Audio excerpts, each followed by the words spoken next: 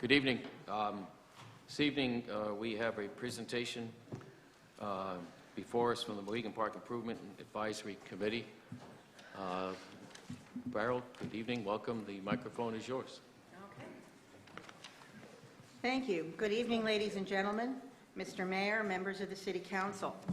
Thank you on behalf of the Mohegan Park Improvement and Development Advisory Committee for this opportunity to tell you about our activities this past year and what we hope to see in the future. Mohegan Park is close to 500 acres of mostly forested area in the center of our city. Its use for passive recreation has changed over the years to meet the societal changes of our community. Because listening to me drone on can be a bit boring, MPI-DAC member Judy Magnano has created a short film, after which I'll be yielding our time to Kyle Seitz so he can present to you the information he presented to the committee about a 9-basket disc golf course. After his presentation, we'll both be available for any questions you may have. Thank you again.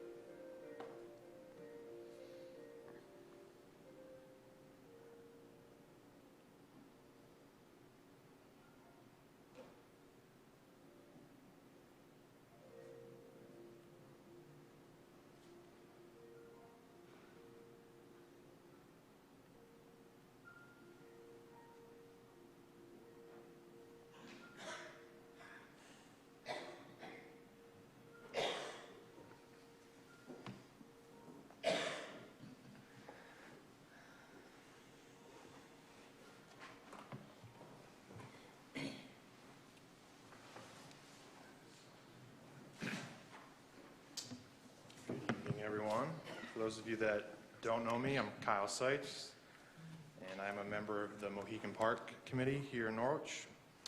I'm sorry I don't have my slideshow presentation for you to follow this one, but I did print out the slideshow for you. And for those of us in the stands that can't see them, I'll kind of read from them. I know that's kind of a no-no to read from the slides as I give a presentation, but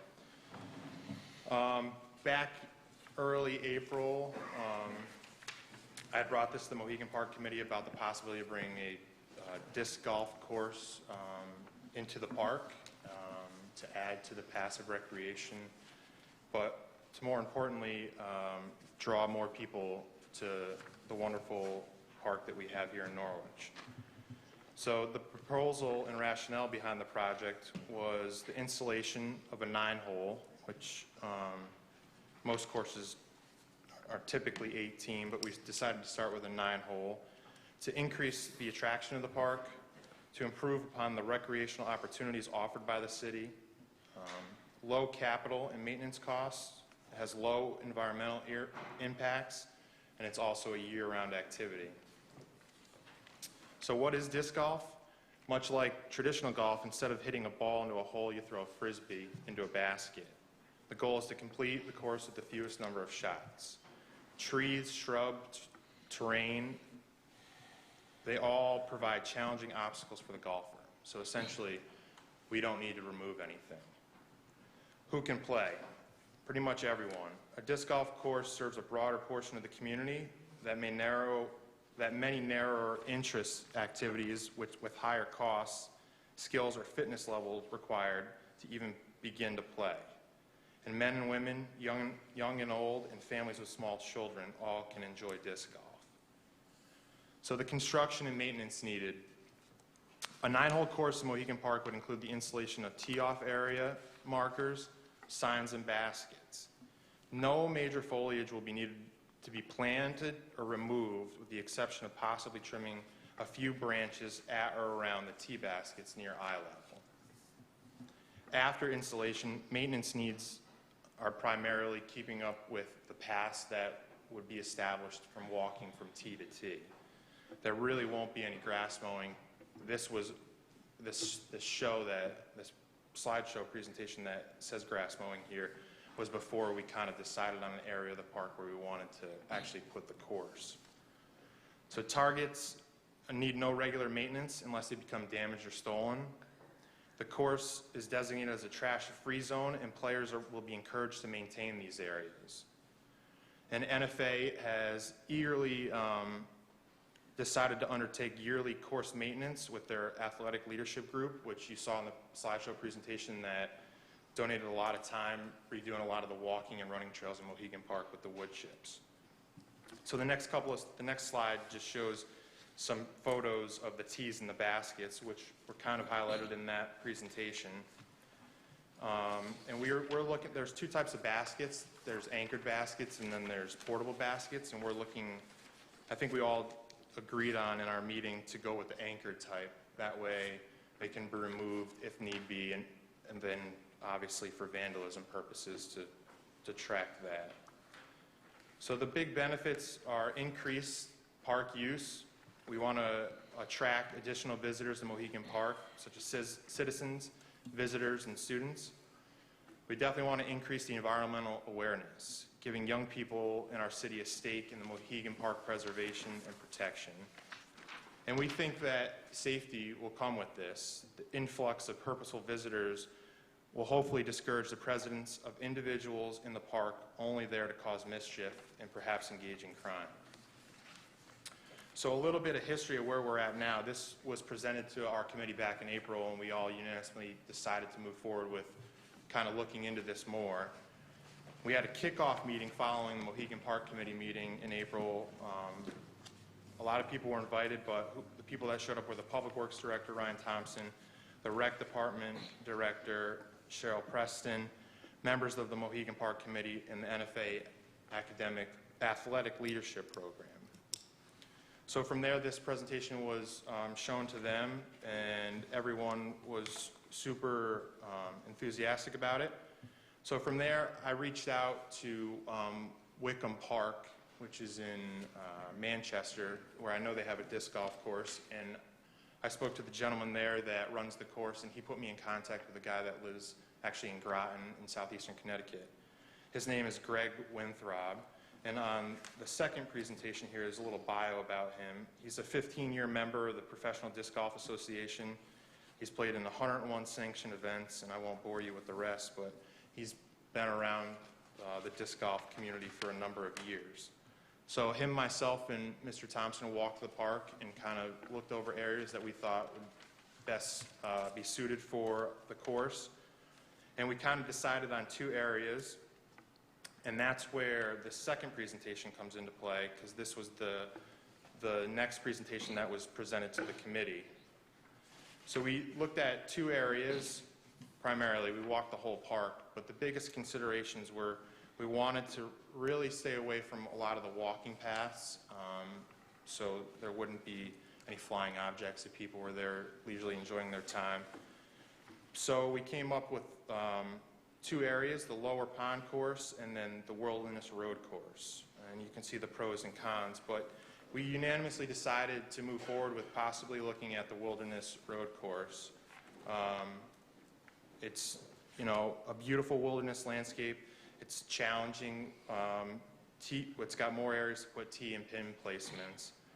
But the cons that obviously we're going to work on in the future, if this is something that you guys approve and we can move forward with, would be parking. Because right now, a long walk in from Park Center could kind of maybe turn people away. But, you know, that's a lot of what we've done thus far. We're looking in the future. We really hope to crowdsource an overwhelming majority of this, so we don't ask you for any taxpayer money. So we want to really reach out to local businesses, community members, and organizations to kind of donate to us to hopefully help us develop this course. And that's kind of where we're at right now. Any questions? Members? Yes, Alderman Gould. How much do you expect or suspect that the T signs and the baskets will cost overall? So in talking with Greg Winthrop, the gentleman that we've established this relationship with, typically around like $1,000 a hole, and that includes the basket. And then we'd buy for the tee-off area. We decided, you know, there's a wide range of things you can do from like concrete things, but we kind of didn't want to do that. We kind of just want to put maybe some 4x4 posts in the ground and lay out wood chips. So around $1,000 a hole. So for the whole course, probably, you know, upwards of like $10,000. But like I said, our hope and our goal is to crowdsource the majority of it, if not all of it. Thank you. Yep. Alderwoman Filbert, please. Is there a professional organization for, what's the correct terminology here? Yes, there is. It's actually right there on that first one and the second one, the Professional Disc Golf Association. And could they be potential sponsors Oh, yeah. of a project of this nature? Yep. Yep. And members like Greg who are involved with that are people that become assets from their organization to help us. And the community, the more I research it, and a little disclaimer, I'm not a disc golf professional. I played it a handful of times in my life, but I've, you know, come to find that it's an awesome outdoor activity that I think everyone can enjoy from any age group. And I think the more I research, especially on social media, that there's a lot of people out there that are willing to get involved. I know that people who have heard of our endeavors thus far have already reached out to us and want to be involved with it in the community.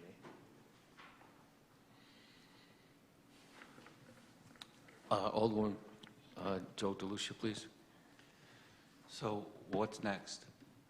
So after talking with the group last meeting, we are looking for the council's support to move forward with it. And then from there on, I think we would have to start ironing out the details about how we're going to accrue the funds to move forward with the project. Yes, Alderman Browning? So my understanding is we'd have to come back with a resolution setting up a subcommittee which would allow us, according to Corporation Council, which would give us the right to raise money, have a designated account specifically for this purpose, and we would need the council's permission for that. Am I basically correct? Yes, I believe so.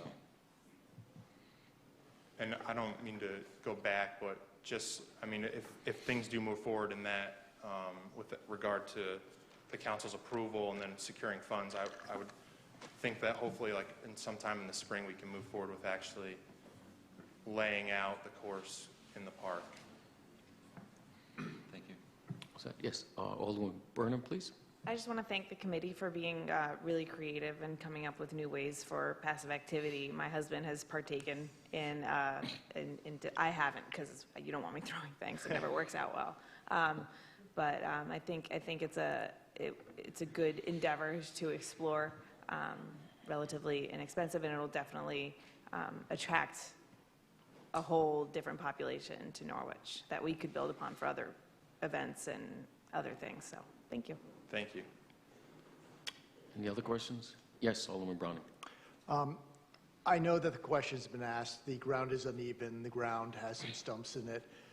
People seem to think that it's like ultimate frisbee, where people are running and catching frisbees and jumping. Could you explain the difference between that and disc golf? Yeah, it's definitely not like a full contact sport like you would probably look at ultimate frisbee like, but it's essentially like golf, where there's a tee-off area and you're aiming for a basket to throw a frisbee in. But it's super low-key. You literally throw the frisbee and you walk to where it landed and then pick it up and try and throw the frisbee again back into the basket. But the hills and the terrain are all things that add to the course and to its attraction. And it's no different than a walking trail, or one of the many that we already have in Mohegan Park through the wilderness.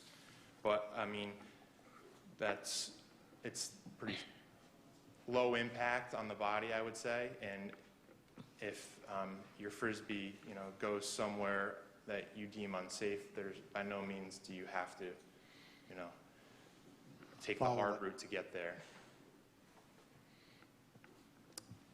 Yes, Alderman Philbrick. Would this be a free service? Yep, I mean, absolutely. People could just come, you bring your own frisbee? Yep. But who is going to monitor and regulate I was here first, you wait for me? How is that? Have you worked out those logistics? No, I mean, it's almost like there's an etiquette. Okay. So, I mean, there would be, at the entrance to the actual course, we'd have like a sign, and there'd be like etiquette and rules kind of up there. And from a lot of the research and just my short experiences with disc golf, everyone's there for everyone else's enjoyment, essentially. So no one's really there to, rain on your parade and try and cut you or do those nasty things. I actually saw something on television last night for the first time, and I was like, what the heck is that? And then I finally clicked in my brain, and these people were having a wonderful time. I don't know where they were, but they were having the greatest time. Yeah, it's definitely growing in popularity, and I think that was one of the main reasons that I decided to bring it forward to the Mohegan Park Committee as an idea to bring more people into Mohegan Park. Anyone else? Questions? Couple, if I may. The overview shows two potential courses. Is one preferred over the other? Yeah. Wilderness versus lower Yep, pond? we brought both of them back off the recommendation from Greg Winthrop, the gentleman that we established the relationship with. And the wilderness course one was the one that, as a committee, we decided to move forward with trying to establish the course there. And the pros definitely outweigh the pros of the other one. The other one was a lower pond course down by the skating pond, which everyone off of Mohegan Park Road. There's the water's down there, and it's in conjunction with a walking path there. So we wanted to eliminate the hazard of possibly someone potentially getting hit by a Frisbee there. Thank you. Any other questions? Thank you very much. Appreciate Thank the you. presentation and the walk down memory lane. Appreciate it.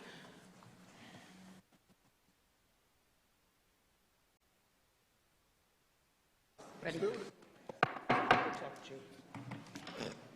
Everyone, please rise. We'll be led in prayer by Alderman Sam Browning. Almighty God, we ask for your blessing upon the members of this council as we assemble here in this chamber to conduct the ongoing business of our city. With your guidance, we will strive to ensure that all our decisions are for the common good, and your inspiration will install respect, compassion, and thoughtfulness in all our deliberations. Give us the strength and wisdom to lead by example as the people's representatives, and that peace and harmony will mark all of our proceedings and keep us faithful to the trust placed in us by the citizens of our community. Amen. Amen. Alderwoman Stapleton Burnham, please. I pledge allegiance to the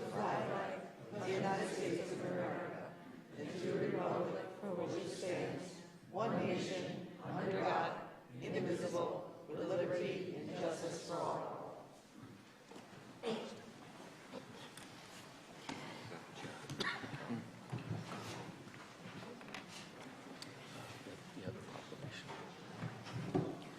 Proclamation, Small Business Saturday. Alderwoman Gould, the floor is yours. Okay.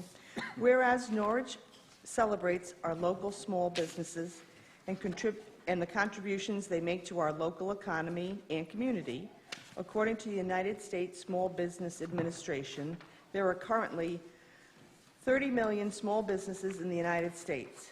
They represent 99.7% of all businesses with employees in the United States and are responsible for 65.9% of new jobs created from 2000 to 2017. And whereas small businesses employ 47.5% of the employees in the private sector in the United States, whereas 90% of the consumers in the United States say Small Business Saturday has had a positive impact on their community, and whereas 89% of consumers who are aware of Small Business Saturday say the day encourages them to shop small all year long, and whereas 73% of consumers who reportedly shopped small at independently owned retailers and restaurants on Small Business Saturday did so with friends and family, and whereas the most reported reason for consumers aware of the day to shop and dine at small independently owned businesses was to support their community, and whereas Norwich supports our local businesses that create jobs, boost our economy, and preserve our communities, and whereas advocacy groups, as well as public and private organizations across the country, have endorsed the Saturday after Thanksgiving as Small Business Saturday, now therefore Mayor Peter Albert Nystrom and Norwich City Council President Pro Tem Bill Nash, on behalf of the Norwich City Council and the citizens of the City of Norwich, do hereby proclaim November 24th, 2018 as Small Business Saturday and urge all of Norwich to support small businesses that day and throughout the year. Dated this 24th day of November, 2018. Thank you. Yep. Citizen comment general. I declare citizen comment general open, and we have a sign-up sheet. I remind each person speaking 3 minutes, please, and please speak clearly into the microphone, and please also state your name and address for the record. The first person signed up is Samantha Venturo.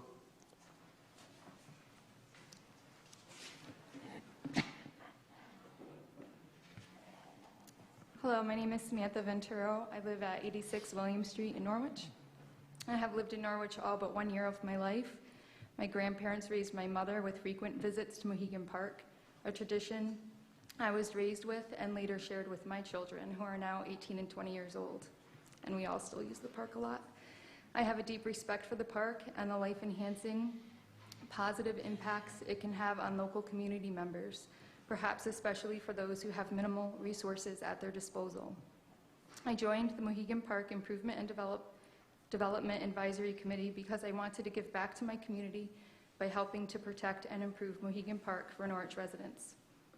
I am invested in the mission to attract members of all ages to the treasure that is our park, and believe that leisure time activities which take place outdoors are fundamental to growth, kindness, connection, and physical, emotional, and mental health. There are many existing studies that support these beliefs. Children who play outdoors have been found to make better progress in school, and there's numerous studies that support that healthy weight is enjoyed by people who spend time outdoors. Outdoor recreation is associated with decreased anxiety, which I have a ton of right now, depression, stress, as well as improved focus and memory, among a seemingly endless list of benefits that I wouldn't be able to discuss in this little bit of time. Unfortunately, according to the U.S. studies, a study published by the Yale School of Forestry and Environmental Studies, over half of American adults report spending 5 or less hours outside in nature each week. Parents of children 8 to 12 years old said that their children spend 3 times as many hours with computers and television as they do playing outdoors. A key recommendation in the report was for communities to promote a wide variety of outdoor activities tailored to the interests of a broad cross-section of society, and included visitation to parks in its list of outdoor activities. The report said, the core premise of these recommendations is that connection to nature is not a dispensable amenity, but rather is essential to the health, economic prosperity, quality of life, and social well-being of all Americans. I became interested in the disc golf course after a presentation given at the committee several months ago, and am in favor of the course because I believe it will benefit the community as a whole. It offers an educational component and has great potential to attract people of all ages to engage in accessible outdoor recreational activity. And I just wanted to close by clarifying a very popular misconception that our committee is Chelsea Gardens Foundation, which we are not. There's a lot of public confusion about that, and that the foundation is no longer. That's it. Thank you very much. Timothy Smith?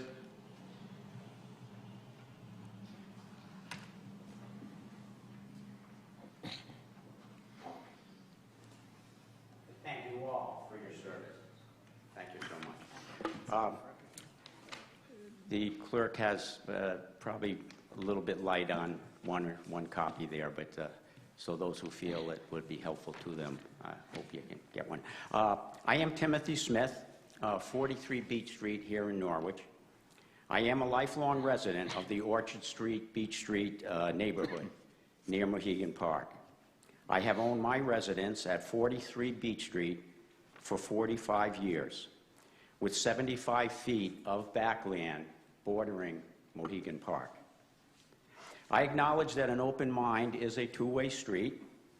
One's open mind should not be another's closed mind. And I was really taken by that wonderful history that the committee provided. That was remarkable. Hopefully my comments will be considered for objective decision-making. Norwich citizens recently were made whole with the return of 80 acres of land to the municipality's Mohegan Park. The development of Chelsea Gardens would have added significantly to the man-made presence already too evident in this 400-acre parcel. My hope is that Mother Nature gets the green light to renew these 80 acres on her own terms, whereas a disc golf park works contrary to her free hand. With the ever-increasing noise and chatter in this world, Mohegan Park exists more and more as a rare passive haven for those who seek peace and tranquility in a natural setting. A while ago, I served as secretary of the Mohegan Park Advisory Committee for one term. In that time, the committee recommended against a carousel, an amphitheater, and a chapel that was sought for placement in the municipal rose garden. In that time, the mission of the committee leaned towards open space preservation. I also, as a city resident, advocated for relocation of the dog pound behind the dog park, and I lost that one.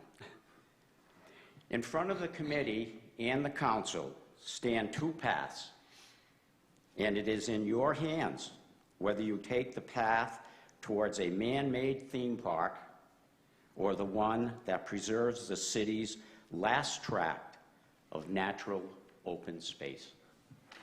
I thank you for your time and for your work. Thank you, sir. Caroline Frey, or Fry?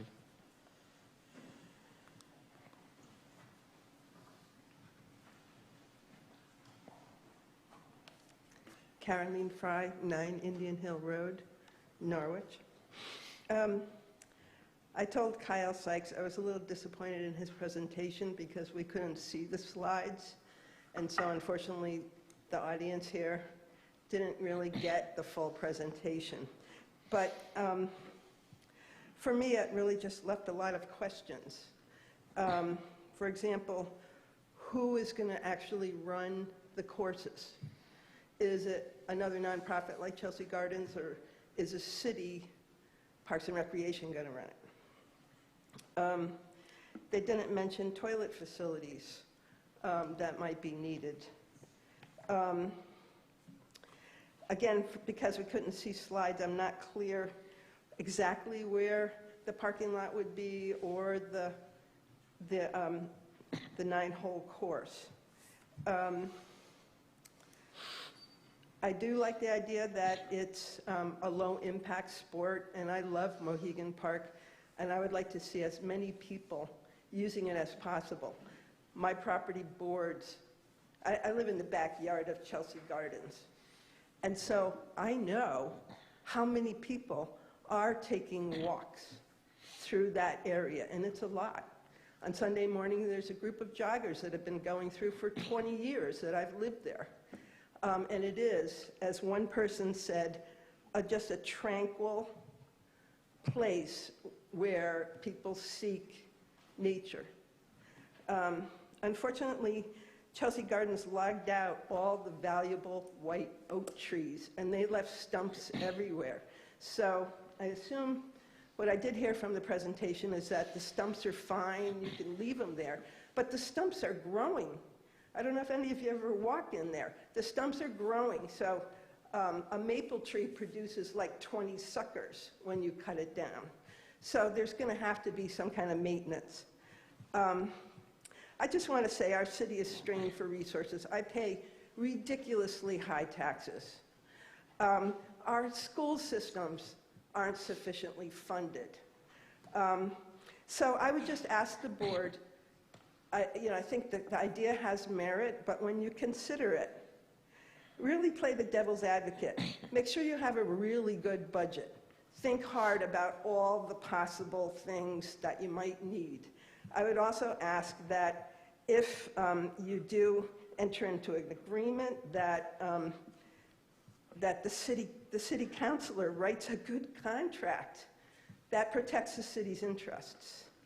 And then lastly, whatever the budget is, whether it turns out to be $10,000 or $20,000 or $5,000, that seek the support of the Disc Association or the crowdsourcing before you actually begin any construction. Thank you. Thank you very much. Alita Okla-Sanjay. I'm new to this. My name is Alita Okla-Chiney. I live and own 112 Broad Street. Apropos of Mohegan Park, which my late husband used to jog in, and we both have always enjoyed, I just wanted to ask, Will anything be done about those wonderful tennis courts? We used to go up there fairly ritually to play tennis, and they were always in terrible disrepair.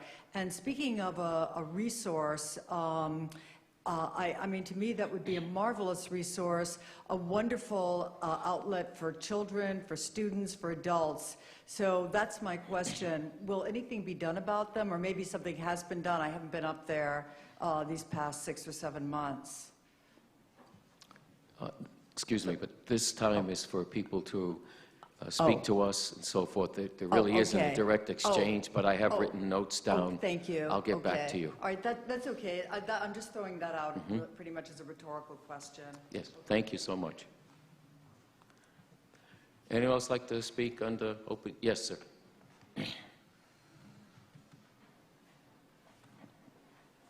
Good evening, ladies and gentlemen. My name is Randy A., and I live at 240 Rogers Road here in Norwich. I, too, am a lifelong resident of Norwich.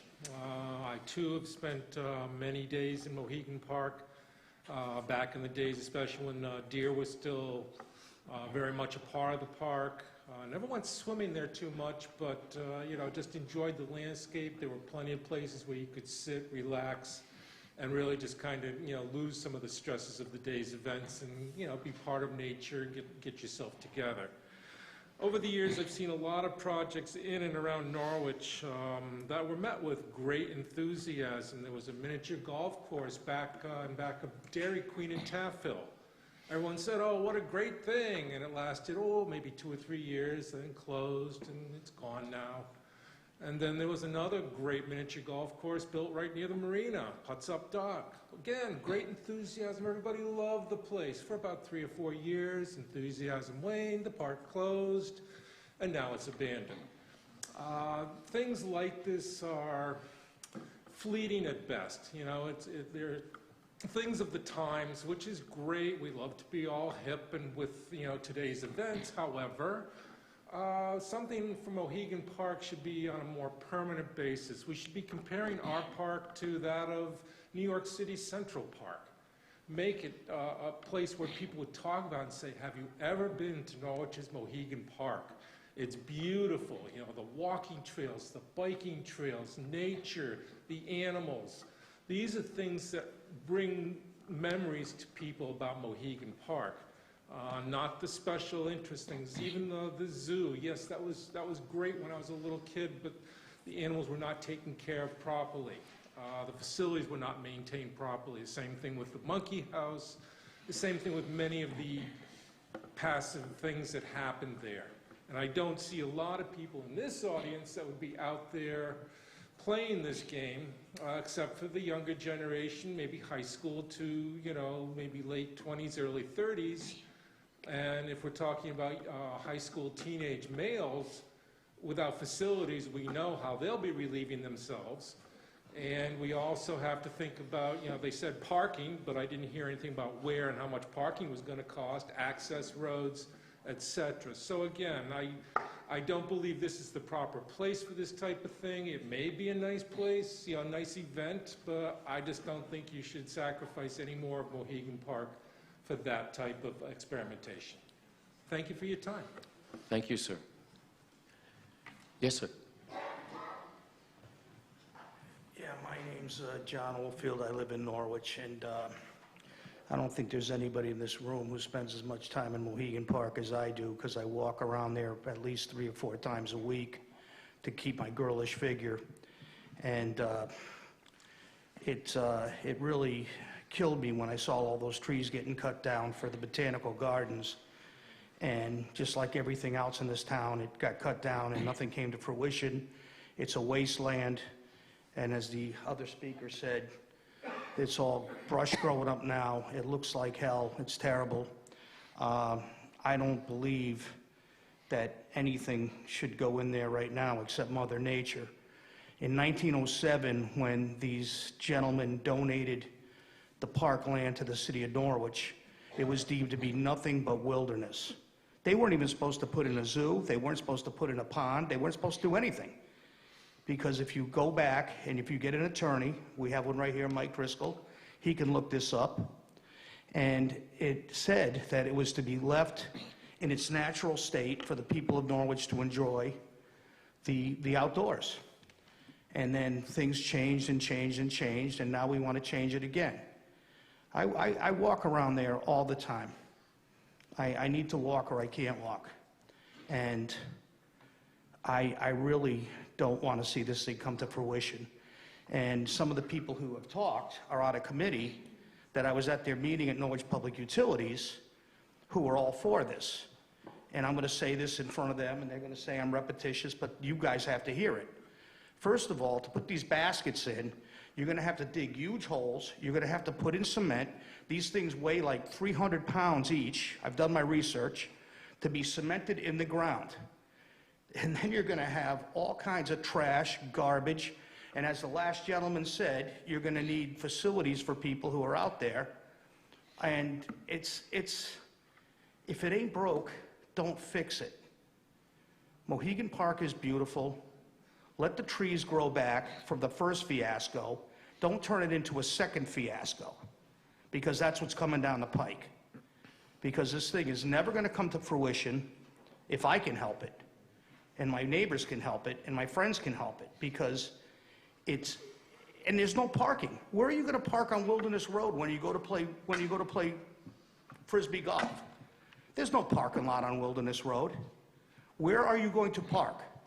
So now Wilderness Road becomes a traffic jam, especially during the summer, and we have accidents, we have kids running out between cars, we have everything. It's going to be a nightmare. So I've waited all this time tonight to say this to you, but please, use your heads. Thank you, sir. Anyone else like to speak under? Yes, sir.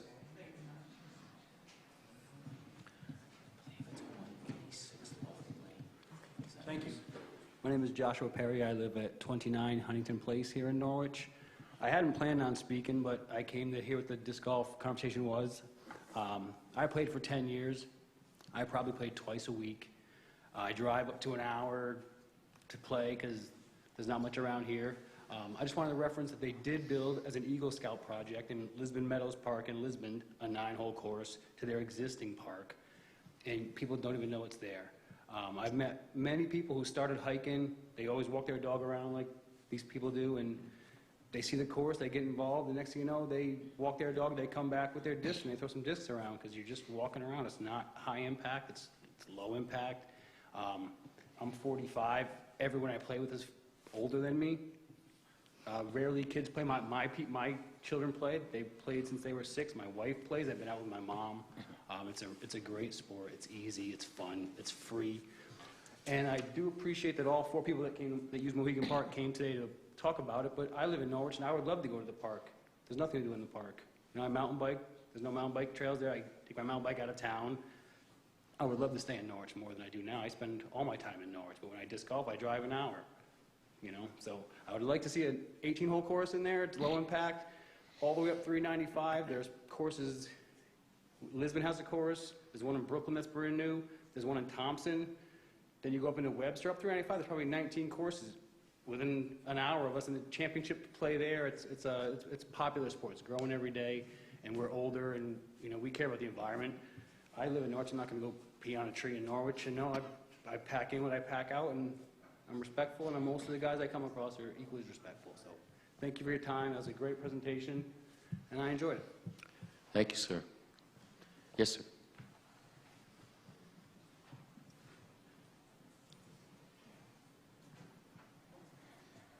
Good evening, Ryan Thompson, Public Works Director, and also a resident of the city. I just wanted to address a couple of things that came up that, because I think it's important to clarify. One, when it comes to the installation and construction of this, it's very low impact. It's very non-invasive. It's, yeah, you have to dig a hole. You dig about 1 foot in diameter, maybe 1.25 foot in diameter, maybe 3 feet deep at max.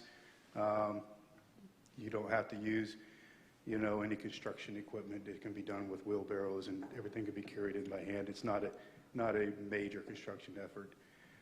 Just want to put that out there. I've you know, done some research on it and seen the baskets and I'm quite familiar with it. In terms of the actual baskets themselves, they're nowhere near 300 pounds. Just want to make sure that's clear. They can be removed. You can lock them and pin them down at the bottom so that during the winter, they're not sitting out there getting destroyed through the winter months. They can be moved out if necessary, so they can be maintained and cleaned and everything. And regarding the parking area, that is something that's still under consideration, and nothing has necessarily been finalized on that.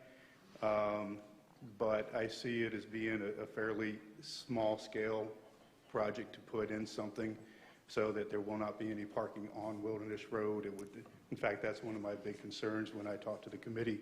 I couldn't support anything that would put traffic or parking on Wilderness Road. It's not feasible. It's not safe. It's a bad location. So it would have to be off-site parking or off-street parking, and that's still to be decided how that would be handled. And then the other thing is on just routine maintenance. It's very low impact on maintenance. It would require very little from my staff to maintain it. It would be in the course of their everyday maintenance of the trails type of thing. So, you know, as often as they get out there, they'd be maintaining the baskets or whatever. Plus, NFA is talked about using their athletic leadership program to maintain it as well. And then finally, I think it's got to be understood, this is not like a big golf course. This isn't wide, sweeping greens and roughs and fairways and all that stuff. This is just a natural environment with a basket and a tee, and you throw a disc, and you walk around the trees. You're not cutting anything down. In fact, I made it very clear, Public Works would not support this project if it required any removal of any of the trees or vegetation, or in any way hindered the regrowth of the trees in that Chelsea Park area. So, thank you. Thank you, sir. Anyone else speak under citizen comment? Yep.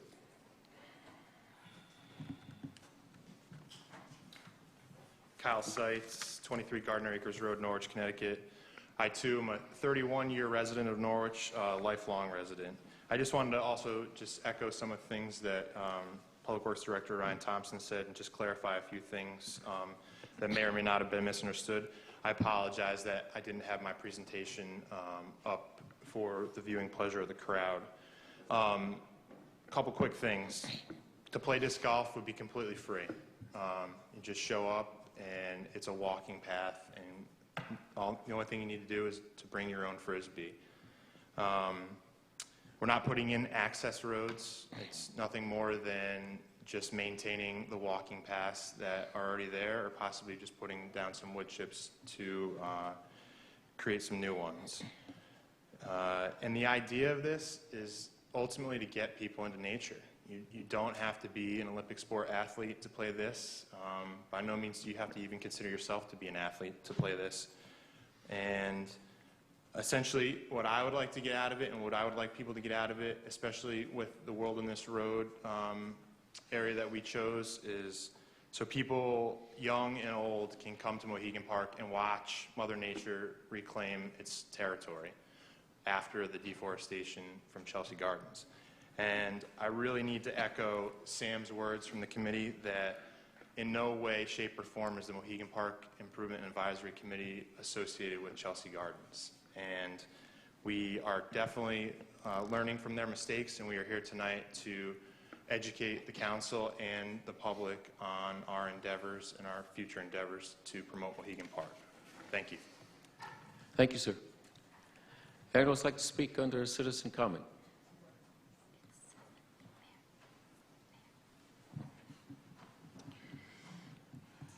Nancy DePietro, 157 Broad Street. I did not come here to prepare to talk about Mohegan Park, but it's sad that we do not open up to new ideas in our community. It's time that we take a look at what new people, or even people that have been here for a while, would like to see and be able to contribute or to be a part of their community. It may not work out, but I think it's very sad that you don't give it a shot.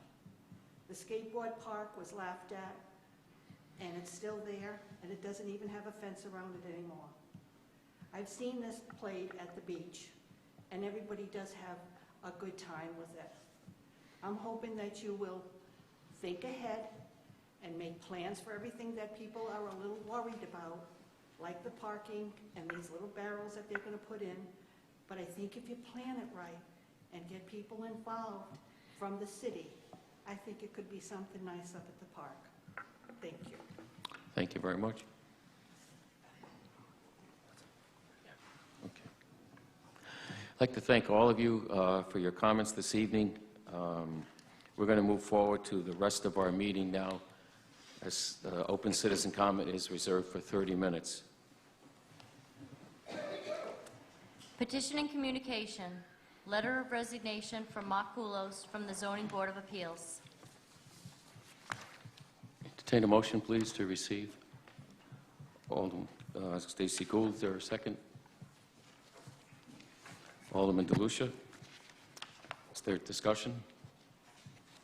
Seeing none, all those in favor? It's unanimous, and we thank Mr. Koulos for his service. Vote is 6-0.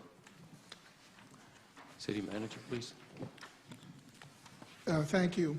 This is the City Manager's report for November 19th, 2018.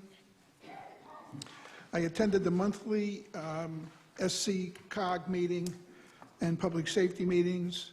The SCCOG task force also held a meeting to analyze the municipal impact of nonprofit agencies, where they reviewed a draft of proposed legislation to attendees. I attended a panel discussion on Connecticut's fiscal future by the Connecticut Fiscal Stability and Economic Growth Commission. The commission was charged with stabilizing state finances and putting the state on a path to stronger economic growth. Staff and I had a conference call to Standard & Poor's Global Rating Agency, and they have reaffirmed the city's AA rating. I had the pleasure of attending the 100th anniversary of Armistice Day and the 100th anniversary of Women in Military event that was held on Chelsea Parade on November 11th. The mayor, several council members, and local dignitaries were in attendance. The event coincided with the city's attempt to restore a World War I howitzer that has been previously displayed on Chelsea Parade but was removed due to poor condition. The estimated cost to restore is approximately $60,000. Once restored, it will be on a permanent display as a reminder for future generations. The city's finance department has received just over $6,800 to date. I met with Gregory Allard, Vice President of American Ambulance, in regards to renewing the application designating the City of Norwich as a heart-safe community from the State of Connecticut Department of Public Health Office of Emergency Services. The CTDPH works in conjunction with the American Heart Association to encourage and promote community awareness of the potential for saving the lives of sudden cardiac arrest victims through CPR training and public access to defibrillation. The city was notified that the Uncas Leap Heritage Area was nominated for the American Planning Association's Great Places in America Awards. Online voting on the American Planning Association website took place from October 17th through November 2nd. The Historic Passive Recreation Site came in third in the People's Choice category. The Host Community Reception, HCRC, exercise was held on November 17th at Norwich Technical School, along with invited city staff representatives from Norwich Public Utilities, Norwich Public Schools, Uncas Health, local city, state, and federal organizations participated in the event. The exercise was well organized and handled with professionalism for all involved and was evaluated by FEMA and the CDC, Centers for Disease Control. Norwich is a host community in the event of a nuclear emergency at Millstone. The holiday trees have arrived at City Hall in Franklin Square. Thank you to Chris and Tom Nickerson from Norwichtown and Charles Kucharski from Greenville for donating their trees for the upcoming holiday season. That concludes my report for this evening, Mayor. Thank you. Other questions of the city manager? Yes, Alderwoman Filbert? Yes, Mr. Salamone, I would like at some point in time for you to give to us an extended or a more in-depth presentation on the SCOG task force meeting to analyze the municipal tax impact of nonprofits. It's interesting that I used to live on Martha's Vineyard, and I always read the local paper, and they had a very large article this week about this very fact. The concentration of nonprofits is designated to one town on the vineyard, and the tax impact is horrendous. We face, in my opinion, we face a very similar situation here, and I think it's long past due that we start taking a look at the impact of the nonprofits and what they cost. They certainly don't pay any taxes, but they take a great potential for drain on our police, fire, et cetera. So I would like you at some point either to meet with me personally or to give to the council an update on where they're going with this or what suggestions they might have. I certainly can do that. Thank you. Is there further questions? Yes, Alderman DeLucia? I don't have a question, but I would like to say that I also attended the drill up at Norwich Tech, and I would just like to congratulate all of the city agencies, all of the local agencies, including the Red Cross, and all of our staff that were up there, manning their posts. I would also like to congratulate Lieutenant Jake Mankey from the Norwich Fire Department. He was our point person on the organization and the execution of this drill. And from what I could see, I was there pretty much from start to finish, and from what I could see, it went off without a hitch. We are well prepared to handle an emergency of that magnitude, and I was very happy to see that. Thank you, sir. Yes. Anyone else? Yes, Alderwoman Burnham? Thank you for this report, and I'd also be interested. Is this report the analysis of the municipal tax impact on nonprofits, on municipals? Is that available somewhere? Is that on the CCOG website? It's on the, I don't know if it's on the COG's website, but I have access to the report, and I'll be sharing that with the council. Great. And I'd also like to say, in terms of the quarterly report, I finally got a chance, to read it, and I think it's really great. I think it provides insight that we don't normally have from where we sit. We're not involved in day-to-day operations, so I appreciate the directors of the departments that take the extra, more than a few minutes to put that together. But my question, I noticed that there wasn't a portion for economic development or the Norwich Community Development Corporation. You had said that that would be included moving forward. That was, didn't happen this month because of a personal situation with the president of NCDC, the death of his father. And the mayor as well? The mayor's report? Mayor, economic development, yeah. I didn't know that, I didn't. Oh, okay. That was what I heard last time, but that's okay. Is it going to be the next quarterly report, or will we get a Yes, no, supplemental? it would be normally in the report. Okay, that'd be great. Thank you. Any other questions? Thank you, John. You're welcome.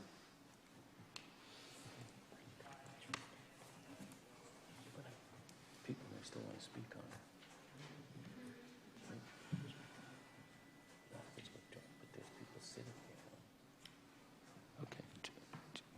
Okay, just for clarity, before we begin citizen comment on resolutions, Alderman DeLucia, do you have a request with item 7? Yes, Mr. Mayor, I'd like to request that item 7 be withdrawn at this time.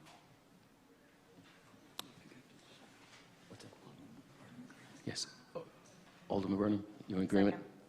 Okay, thank you. Then that item is withdrawn. Citizen comment on resolutions. Okay, anyone like to speak on the remaining resolutions on the agenda? Please give your name and address at the microphone. Each of you will have 3 minutes. I declare citizen comment open. Please.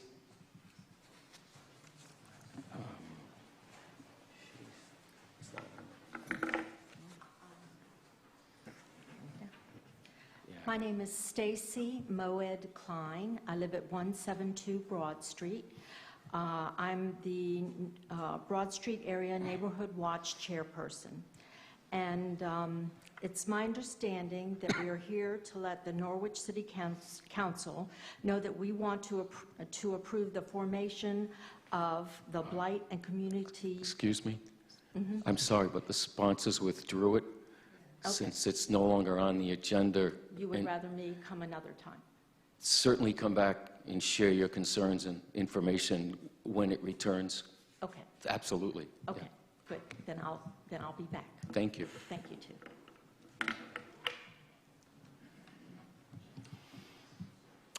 Anyone else like to speak? Yeah.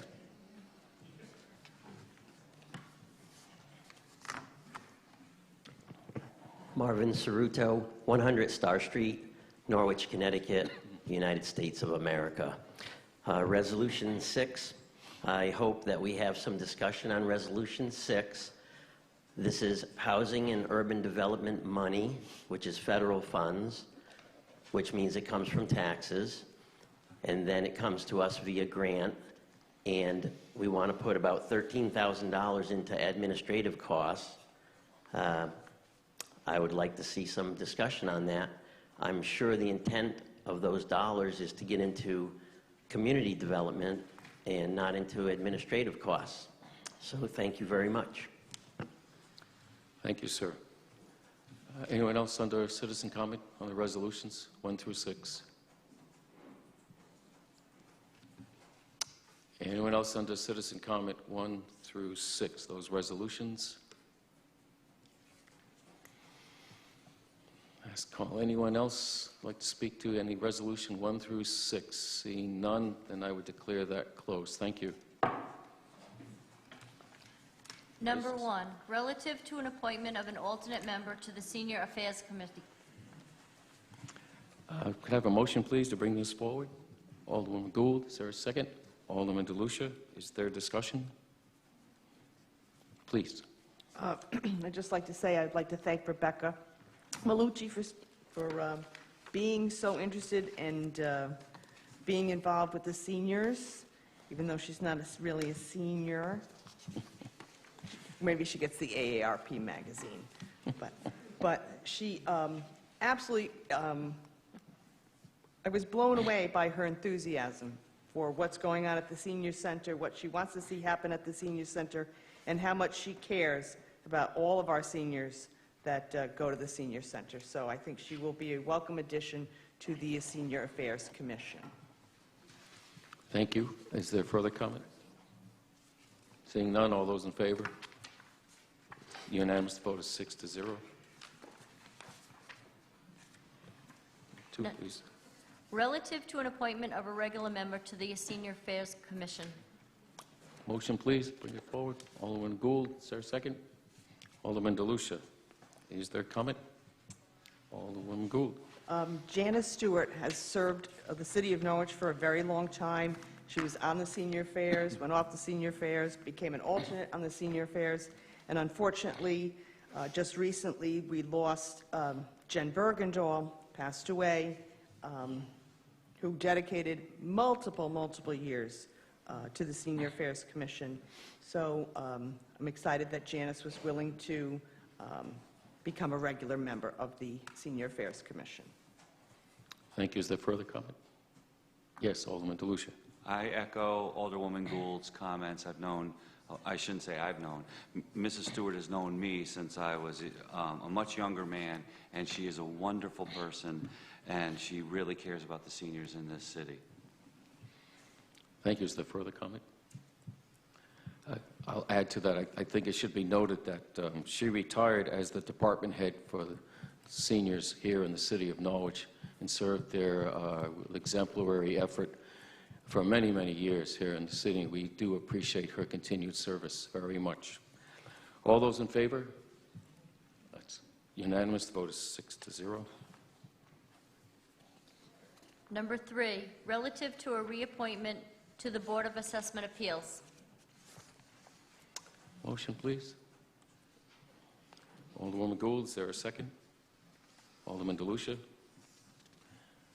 there discussion? Alderwoman Gould? The Board of Assessment Appeals is not a very exciting board to be on.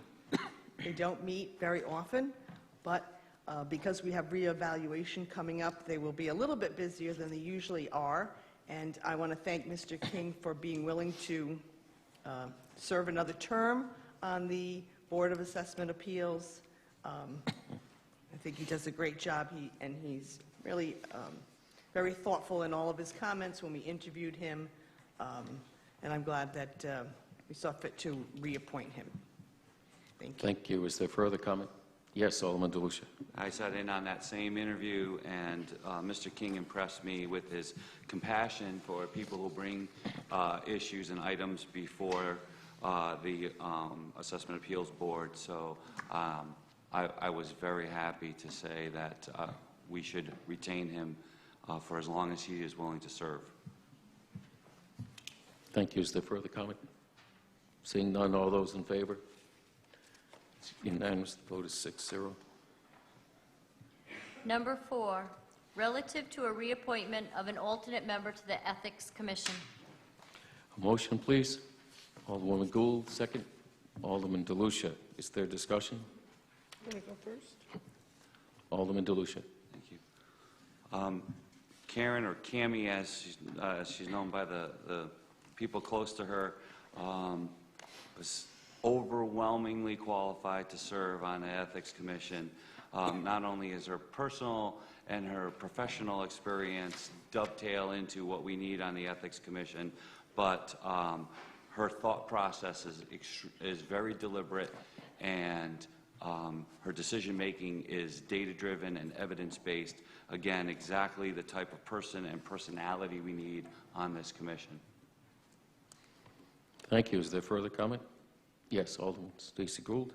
So when I did a little background check on Karen Lucas, couldn't find anything out about her. She said she worked at Bacchus Hospital. I said, I have some friends who work at Bacchus Hospital. He said, I don't know a Karen Lucas. I do know a Cammie Lucas, but I don't know a Karen Lucas.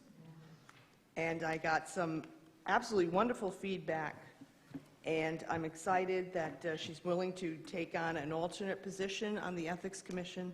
I echo the sentiments of Alderman DeLucia that she really was thoughtful in her answers to us when we interviewed her, and I think that she's an excellent choice, and I look forward to her service on that committee.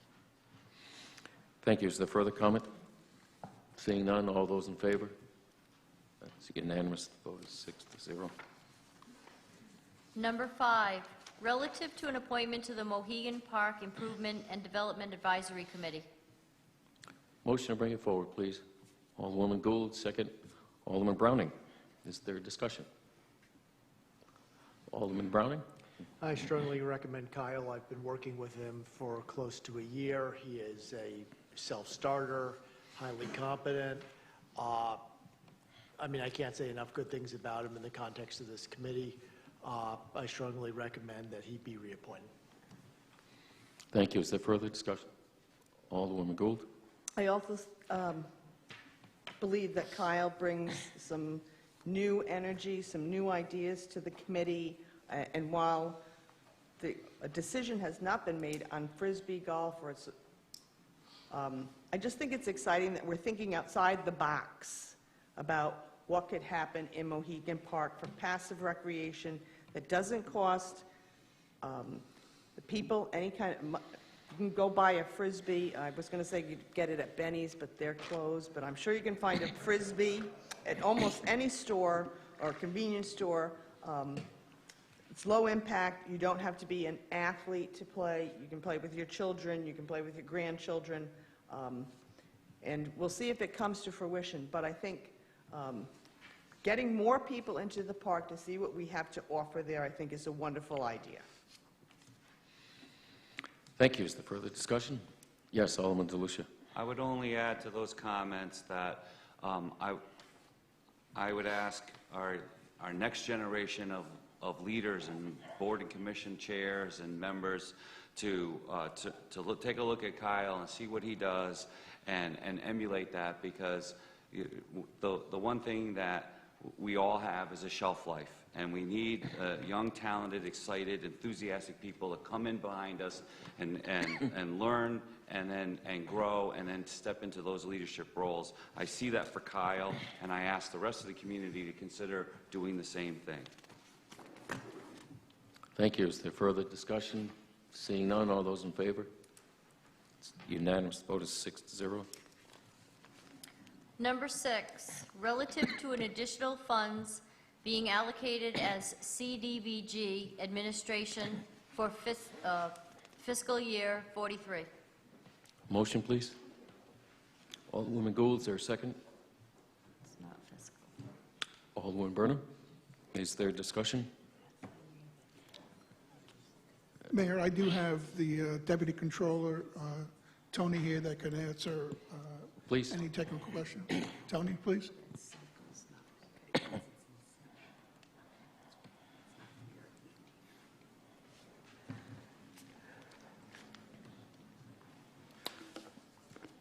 Good evening, Tony Maduro, Deputy Controller.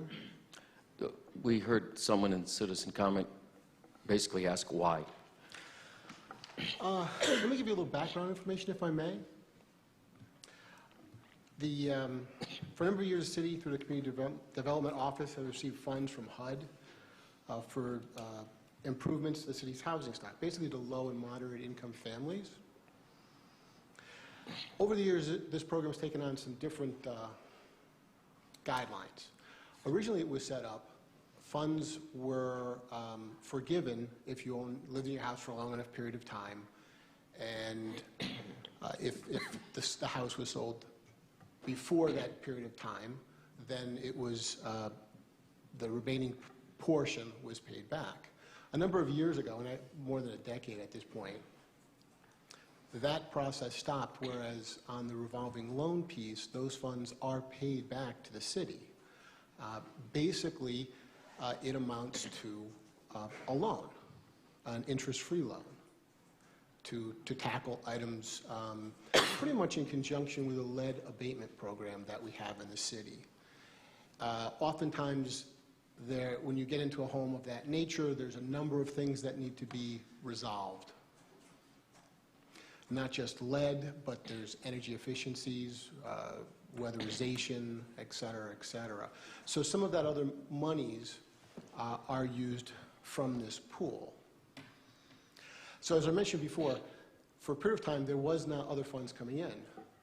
This year, ended June 30th, was the first year that all of those types of loans were off the books. And what's been happening is those loans have been coming in. If anyone's ever kind of, I spent 22 years in banking, so pretty much it looks at this point like a pool of loans that are interest-free. And along with that, there's principal payments basically coming in monthly. On occasion, there's a payoff or two that come in. And along with that, there's origination costs. As of June 30th, there were 144 loans. I'm going to use the term loans. That amounted to just under $2.1 million for an average balance of just under $14,500. So those are pretty small loans to deal with. So the costs that we're looking at here is basically it's origination costs. It costs money to sit with people to go through the process. We got a little behind on a couple of items. Basically, I say we. I'm in the finance department. The supervisor is Kathy Crease. Kathy's had previously scheduled some vacation time over the Thanksgiving area, and she's out of town. So I use the term we as a city. Okay. So the things that occurred there was that we had some periods of time for about 6 months. February of 2017, we had lost a CDBG director. We hired Kathy back in the summer. I think it was August, maybe early September of 2017. We also had the outreach. There was an outreach person worked with a lead program. And a lead program, these often go hand in hand. About 50% of the people who are getting lead money also have revolving loan money, okay? So in that process is a bit of a catch-up in the sense of we're putting more loans out there, and that's why we're looking for additional funds to cover those costs. It's completely allowable by HUD standards. HUD allows us to take 20% of these items. This amounts to approximately 6%. And I think I hit all my highlights. If you have additional questions, we're more than happy to answer the best I can. Members? Yes, Alderman Browning. Okay, you said an additional 6%, so what were you already charging percentage-wise and amount-wise for overhead?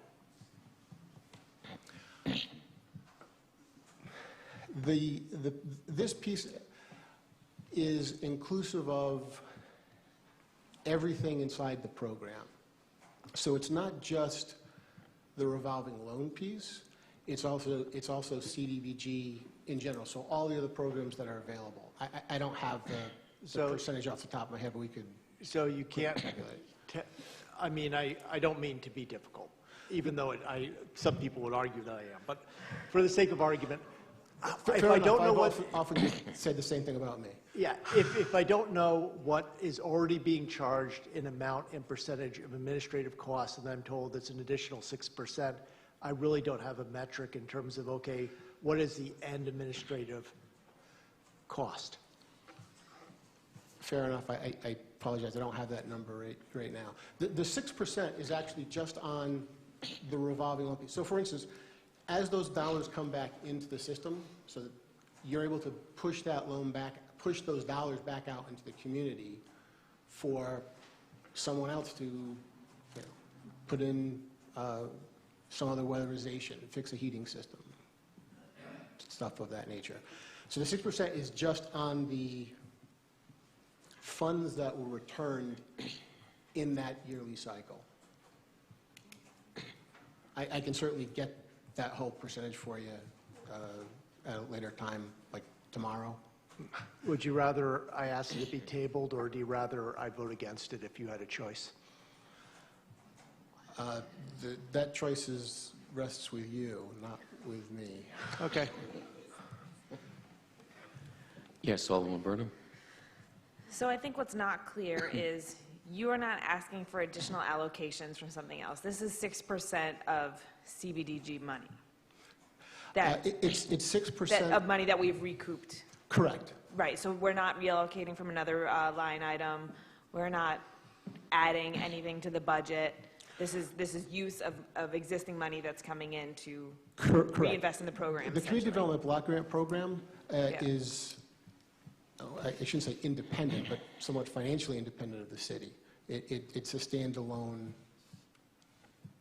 program, product. I'm not sure what word you'd prefer me to use, but so it's not part of the general fund. The folks in the department, if you search your budget books, you're not going to see them in there because they're not part of the general fund. I think that was the point we're trying to get to, just to make that distinction so that it's not we're not incurring additional costs to the city. Correct. Thank you. Alderman Stacey Gould. So HUD allows us to use up to 20% of all of these dollars for administrative costs.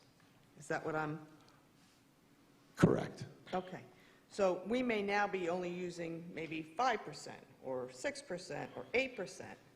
And we're asking if hypothetically, if we're using 8 and we want to increase it, we're going to go to 14. Or if we're at 9, we're going to go to 15. Is that correct? Whittled down?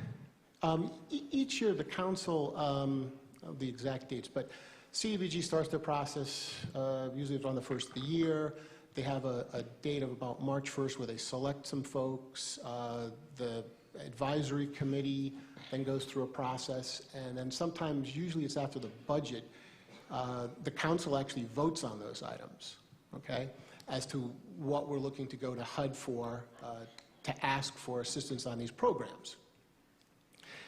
So in essence, you could look at it is that we didn't do a very good job of calculating what we needed to operate when this was presented in this program year would have started, because their years differ from the cities.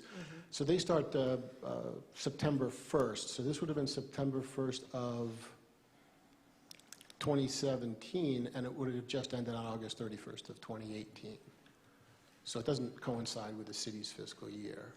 But you folks do, you see that item that percolates up through a process, and you're voting on it at that time.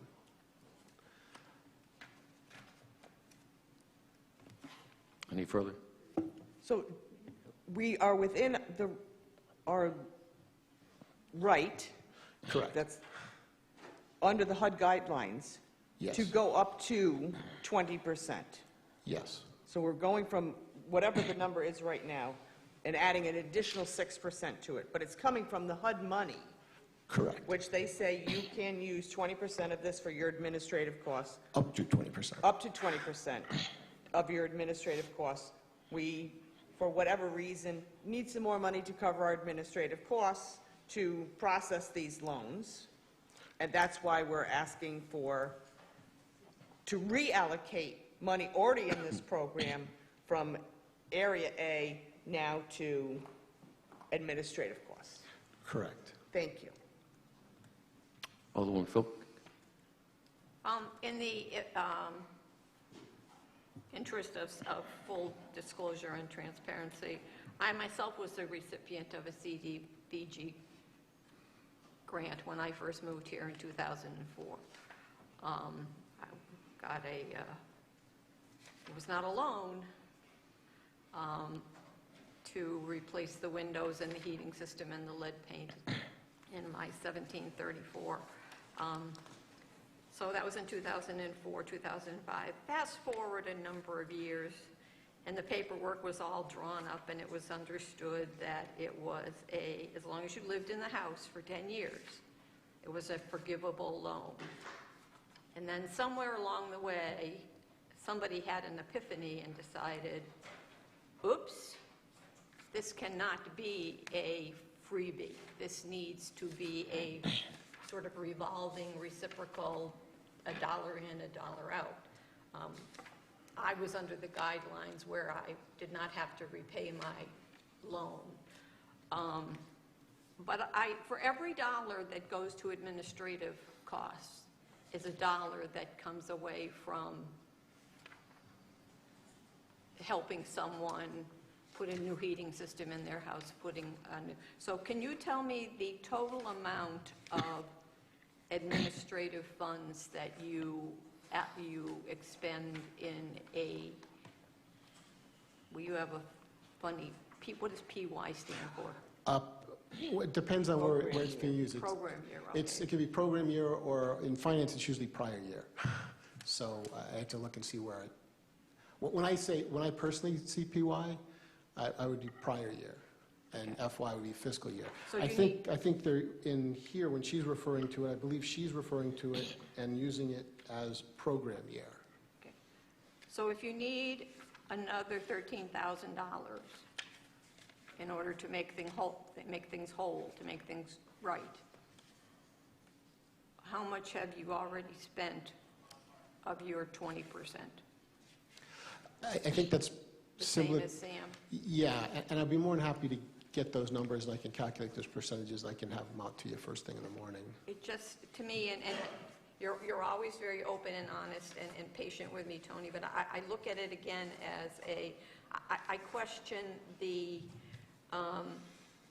somewhere along the way, somebody should have realized, oops, we're short $13,000. You don't spend money that you don't have, even if it's CDBG money, which in actuality is our money because it's federal money.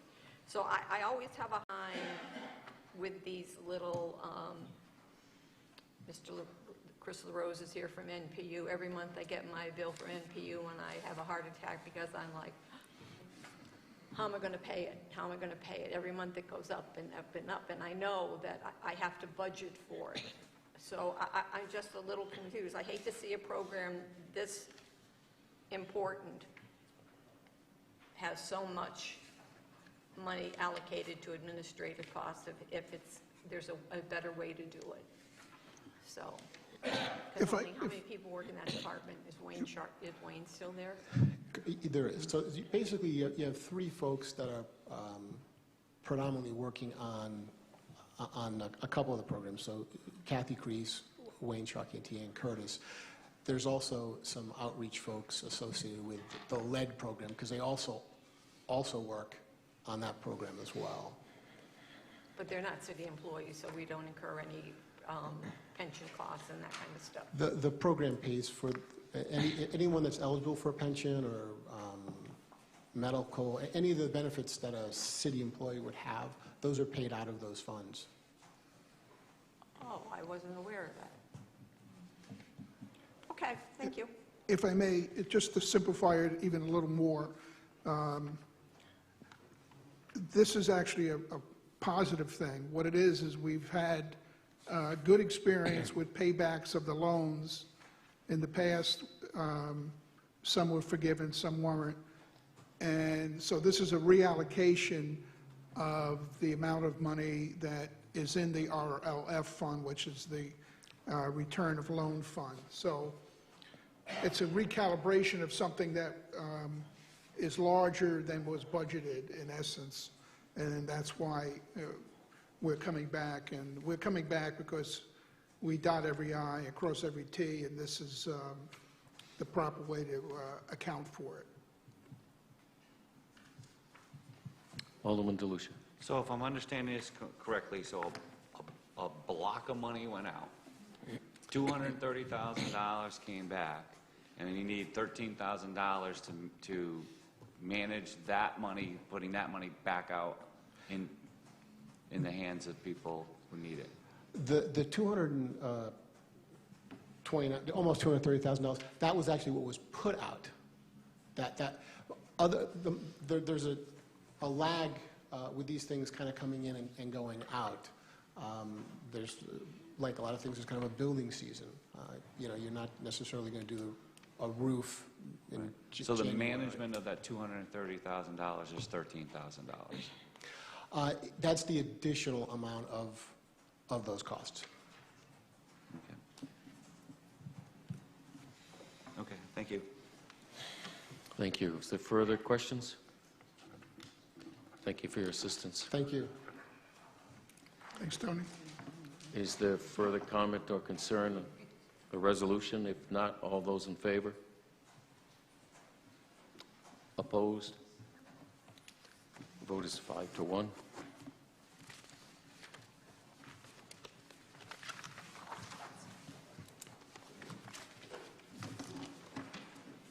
Motion to adjourn?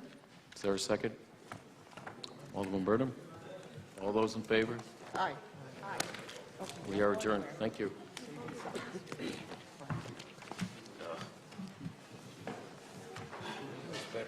We looked into that.